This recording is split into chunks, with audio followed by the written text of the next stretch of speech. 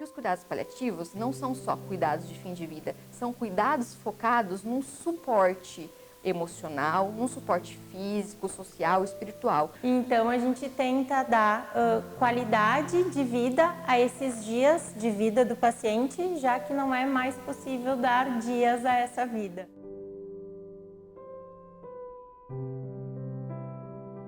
Então, os cuidados paliativos é uma abordagem do cuidado que visa abranger o ser como um todo, tentando minimizar, evitar sofrimento físico, psicossocial e espiritual.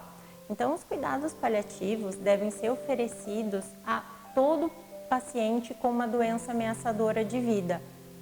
E conforme essa doença vai se aproximando de uma terminalidade, esse cuidado vai abrangendo, vai se tornando maior do que aqueles tratamentos que visam, né, a cura, enfim, a reabilitação, o tratamento da doença. Fica-se, então, oferecidos cuidados paliativos predominantemente, focando no quê? No alívio do sofrimento humano, na qualidade de vida e também na qualidade de morte. Porque o que as pessoas querem? É morrer com dignidade, sem nenhum tipo de sofrimento, né? E podendo, inclusive, ter esse momento de despedida dos seus familiares. E é isso que os cuidados paliativos visam. Quem trabalha nessa área tem uma importância extrema à qualidade técnica, mas também a compaixão, a empatia, o humanismo. Então a gente tem que ter empatia, se colocar no lugar dessa família e conversar. A psicologia, né, a enfermagem usam muito o método de comunicação de más notícias. Tem pacientes que não querem saber sobre o seu prognóstico, querem que isso seja discutido somente com a família, mas tem pacientes que não, que fazem até as diretivas antecipadas, que é ele dizer se ele quer ser entubado, né? Se no caso de uma parada cardiorrespiratória ele quer ser reanimado, e tudo isso é bem documentado e registrado no prontuário do paciente. O que acontece? Quando os pacientes são encaminhados para os cuidados paliativos somente após, né, a ineficácia do tratamento curativo, né, do tratamento modificador da doença, os familiares dos pacientes têm uma dificuldade de aceitar, né, os cuidados paliativos. Por quê? Relacionam como só cuidados de fim de vida.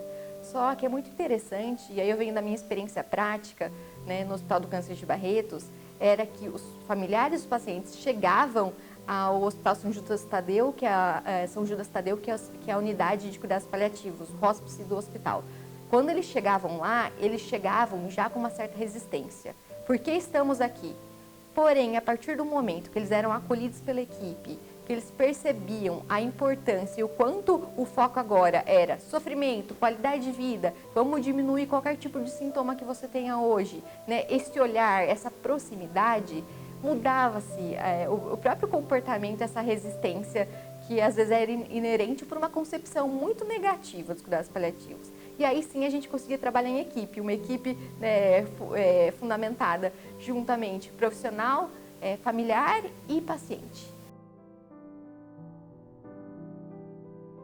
Então, quem tem o suporte, né, da equipe de cuidados paliativos, a gente vê que essa família responde muito melhor, porque ela consegue acolher melhor esse paciente, as suas necessidades, ela compreende, né, o que ele pode e o que ele não pode fazer.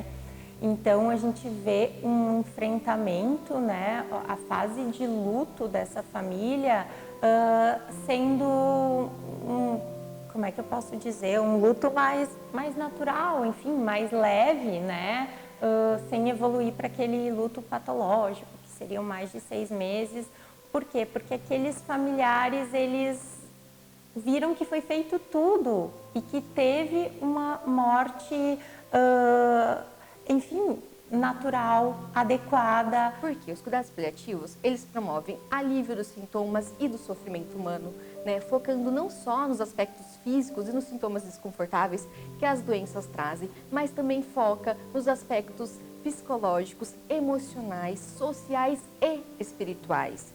Promover então esse alívio do sofrimento humano, que uma doença que ameaça a vida e que tem uma progressão normalmente, né, com um resultado de terminalidade, acaba impactando demais tanto a qualidade de vida, a autonomia, a independência dessas pessoas que têm um diagnóstico, quanto também afeta e sobrecarrega a família, né, que tem que lidar com esse processo de perda contínua. Eu atendi uma paciente com o mesmo nome e com a mesma idade. Essa paciente me marcou porque era uma paciente jovem, né, com um diagnóstico de tumor avançado. Então, quando eu a atendi, ela veio para os cuidados paliativos exclusivos. Então, o tratamento curativo não tinha mais eficácia. Então, ela gostava muito de produzir coisas para as famílias, para os familiares, para deixar lembranças. Quando ela entendeu um pouquinho dessa questão da proximidade da terminalidade, ela se preocupou muito com a despedida, né? Porque ela era de uma outra cidade, né, de outro estado, os familiares estavam longe, só o marido acompanhava. E aí ela trouxe para nós essa importância da despedida e também um desejo. Num dos atendimentos estávamos apenas eu e ela. E ela falou que o sonho dela era casar, ter se casado com, né, o companheiro de vida. E aí, numa das reuniões de equipe, de discussão de caso clínico, que acontecem semanalmente, eu trouxe esse desejo. E a equipe inteira se mobilizou para promover esse sonho dela, que era casar. E aí a gente conseguimos doação, né, de vestido de noiva, conseguimos doação de enfeites para o local, um representante religioso para fazer a cerimônia, entramos em contato com a família tentou se organizar para se locomover e vir no dia, né, que seria uma surpresa. Só o cuidador, né, o futuro marido, sabia dessa organização, então ia ser tudo uma surpresa. E aí, na semana em que aconteceria o casamento, a oficialização, né, desse sonho que ela tinha, ela teve uma piora muito drástica. E com essa piora, a gente imaginou que não conseguiríamos realizar, né, esse sonho e promover esse casamento dentro do hospice.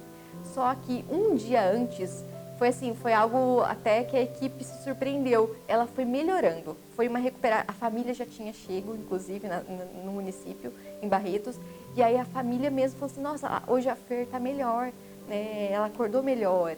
E realmente, até que no dia seguinte, na manhã seguinte, nós fomos até o quarto dela, e aí falamos da proposta, só que a gente mudou a proposta, porque ia ter um desfile de noivas, e a gente gostaria que ela fosse a noiva principal. E aí ela topou, a gente trouxe o vestido, ela escolheu o véu. Ela não ia conseguir andar, então a gente propôs que ela entrasse no desfile na cadeira de rodas. Então, e a medicação para dor, normalmente ela pedia muito, eu tô com dor, preciso da medicação. Durante toda a manhã, a preparação, né, a arrumação, a gente conseguiu o cabeleireiro de fora, maquiador, que veio, né, até o hospital. Ela em nenhum momento pediu a medicação para dor. Isso foi muito nítido. Ela em nenhum momento falou dos sintomas desconfortáveis que ela tinha, né? Então, assim, a equipe toda envolvida no quarto dela, junto nesse momento aí de integração, e até que chegou um momento em que ela participaria do desfile. E aí, quando ela chegou na recepção, que é onde o evento aconteceu nos nossos refeitórios, né? Então, estava todo o refeitório arrumado, né? Os comes e bebes, a inauguração, ela percebeu, nossa, isso não está parecendo um lugar para um desfile. E aí ela se deu conta que não seria um desfile. E assim, a emoção foi muito grande, não teve quem não chorou naquele dia. O caso que me marcou muito foi quando o familiar começou a fazer uma prece, uma oração, e dizer, e ele já não está mais aqui, a gente pode parar, sabe? Me emociona, enfim, até hoje, porque foi muito bonito aquele momento. Então a equipe às vezes até estava querendo mais e o familiar disse, não, vocês já fizeram a parte de vocês, ele já não está mais aqui. Então foi algo muito bonito, assim, que emocionou toda a equipe, e eu vi a importância, então, de se deixar os familiares participar desse momento. Claro que tem famílias que não vai conseguir, mas aquelas que, enfim, né, que estão com o emocional adequado, é bem bacana eles conseguirem participar desses momentos e não serem justamente o contrário, afastados, né, daquela situação. Desculpa, gente.